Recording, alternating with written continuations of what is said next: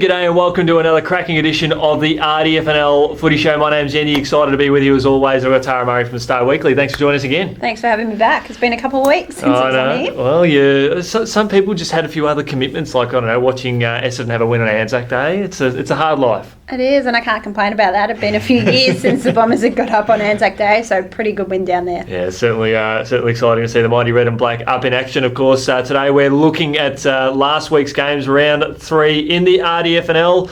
And I guess the biggest talking point that we caught up over the weekend was the Lancefield situation with the Ash Manning stepping away from the club and then appointing a replacement. What's the latest there? It is. So obviously, for those who don't know, Ash Manning stepped away last Monday, sort of a little bit of a fallout after their loss to Rockbank, where pretty disappointing day, their lowest score since 2012 when they scored just 26 points against the Rams, who hadn't won a game since 2015. So an all-round disappointing day. Ash Manning decided to step away, and on Thursday night the club appointed Cameron White as their interim coach.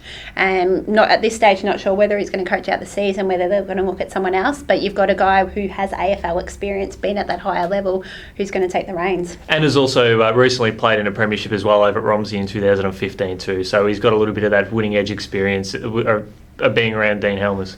Yeah, and he was also at Greenvale in the EDFL, and Greenvale has a very big winning culture there as well. So how did the Tigers go on the weekend? It was a better performance. They stayed with Melton Centrals for 3 quarters, but then Centrals ran away with it in the end. So Tigers would still be very disappointed with that, I think. Heading into the season, they probably would have penciled in to be 3-0, looking at it with games against Wood and Heskett, Rockbank and Melton Centrals. Instead, they're 0-3. Well, I guess a lot of people would have been tipping them to make finals this year, given the sort of the late surge towards the end of 2016. Good to see John Kent bob up and kick 5 goals as well after being held to 1 goal the previous week. But the win probably says a lot about the Centrals as well and how well they're travelling this year. It is, and I think they're one side that hasn't had a lot of media or talk about at this point. They have had a really good draw to start the season. They've had Rockbank, Romsey, Lancefield, and this week they've got Broadford coming up. So they are sitting 2-1. They did have their chances against Romsey. It was probably only 10-15 minutes worth of football that cost them there. So they could have quite easily been 3-0. It says a lot about their improvement. Last season they only had 2 wins, which both came against Rockbank. So they've defeated another side for the first time since 2015. Yeah, Matt Sproul's doing a lot of great things behind the scenes there as senior coach. The game of the round last week, and I think many sort of tipped it before heading in, was Diggers Rest Sunbury Kangaroos. It ended up being a pretty good game. You were at that one? It was. I finally got down to a game to start the season, and it sort of showed where Diggers Rest are at and where Sunbury Kangaroos are at. And for Diggers Rest, they just get the job done. They know how to perform when they need to perform and do enough. They were really good in that first half. They were disappointing probably in the third quarter. And the fourth quarter, Sunbury Kangaroos put a lot of pressure on, had a lot of inside 50s, but just weren't able to capitalise. Margin was around the 9-10 points for most of the quarter, but they just couldn't get it within that 1 goal. I think if they had of, Kangaroos would have ran over the top, but Diggers Rest were able to respond when they needed to. And a typical low-scoring game, what we see between the two sides. It was, and obviously Kangaroos, they only had kicked 7 goals and 6 of them came through Ryan Pretty, so that's one area the Kangaroos know they need to improve on, and one area they're probably struggling a little bit. They really butchered the ball, especially in their front half and kicking into forward 50, so they're still trying to adapt to having Josh Burgess, Phil Lobb, Mitch Farmer, so having 3-4 different options in the forward line instead of just Ryan Pretty, so that'll be something they'll look at improving on in the next few weeks. Geez, by the sounds of that, it sounds like the best forward line combination in the league, so why is it the Ryans getting all the goals? They've been, the last couple of years, they've only really had Ryan Pretty. So last year you had Ryan Pretty as your key forward. You had Barnes as a forward, but he was more a ruckman, so he didn't kick a lot of goals. And you had Sam Williams basically playing as a second or third forward. He's moved into the midfield now. So they're still adjusting to having that different forward line. They haven't had those options. They keep looking for Ryan Pretty, who kicked 8 against Broadford the week before, backed it up with 6 on the weekend. So obviously they're pretty happy with his performance. He was been named their best the last 2 weeks, but I think they want to look for different options. Romsey and Wallen, we saw Wallen, obviously they've had a good run of momentum, beat Riddle for the first time in about 17 years. I know they had a gap, but the reality is they hadn't beaten Riddle in 17 years. So they got that win, and then they had a really good performance against Romsey on the weekend at home. It is. Romsey stuck with them for the first half before the Magpies ended up kicking away in the second half, which is probably what I expected. I thought Wallen would have a bit too much class for them in the end, which showed that. So they've had a solid start to the season, which is what they're after a big loss in round 1 against Macedon. They've had 2 really good wins in round 2 and 3. So they've really seemed to bounce back really well. I would have thought out of all the games on the weekend, other than Diggers Rest Sunbury Kangaroos, I thought that might have been the closer one, but didn't end up to be. Broadford and Riddle. Riddle registered its first win of season 2017. It is, and many people I think would have expected Riddle to have either a win in round 1 or 2, but they did have a tough start to the season. But obviously, a good win for Riddle. Broadford didn't do much in the first quarter. There was some positive signs that they fought back into the game in the second quarter, and it was game on at half time, but they just weren't able to keep that momentum in the second half.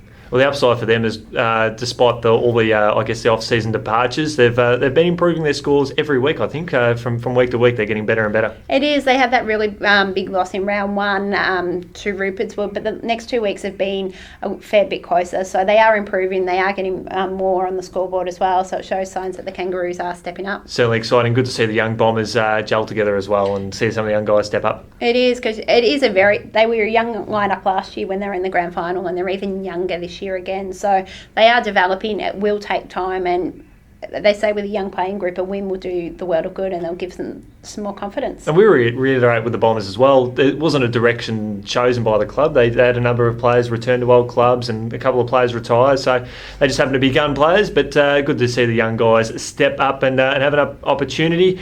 They've got another cracking game, Rupertswood versus Rockbank. After what we saw of Rupo on Anzac Day, they were relatively disappointing. They come out and just put on a sublime performance. Not surprised by that at all. They were disappointing on Anzac Day. Yes, they did miss a few players going into the game, and I think they only ended up with 1 player on the bench, but they wouldn't have been happy with that result against Macedon. So they've come out, they've had their second 100-plus point win in 3 rounds. So the question is, can they take that same form against the top sides?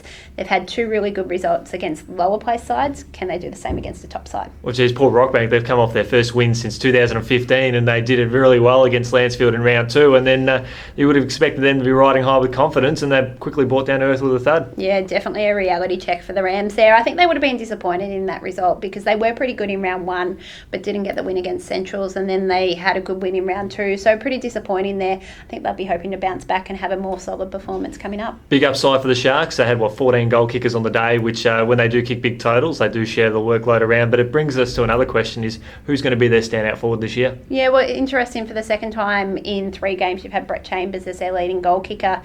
Not a traditional goal kicker for those guys. He can kick goals. He can kick goals, but I think they'd rather have him. He's played a lot down back, a lot in the midfield, so they've had to move him up forward. He kicked 5 again, so he was dangerous up forward. Todd Podolzak was another one who was dangerous up forward. So the question is, who is going to be their lead goal kicker? And that's something I'd like to see against some of those top sides. Who's going to play that key forward role? Yeah, well, they might turn around and say, we've got 14. And that's good. Hopefully we can see more of that, but especially against the stronger sides. Now, switching gears to Sunday, Macedon big winners over Wood End Heskett, and I guess one of the big talking points coming from the Macedon Football Netball Club in the senior footy is their first quarters. It is. It seems like it's the case.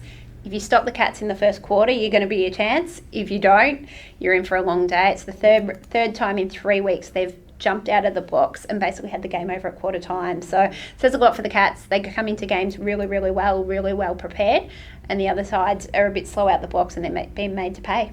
And they've got a really good balanced side as well. They've got a number of stars stepping up, and obviously look at your Mark Worths, your Matt Dix, your Errol McConnells. Probably one of the underrated players coming through, but it's good to see he's into league contention, is Chris Kilmartin, who is really sort of stepping up as a strong... Actually, I don't think he's into league in contention, but he's a strong, good marking forward. It is, and that's probably they needed a little bit more up in that forward line, give them a few more dimensions, so they're not one dimension like they have been probably a little bit in the past. They have had options, but that gives them someone else up there. Matt Knox kicking 6 goals, a good return to form. It is, and Matt Knox can kick a bag on his day. I think when he was at Gisborne, he's kicked bags of 9 and 10, so really good goal kicker, and if you don't stop his supply, he can be really, really dangerous. Sensational. Well, that's all we've got time for this today on the round 3 review of the RDFNL Footy Show. Make sure you join us later on in the week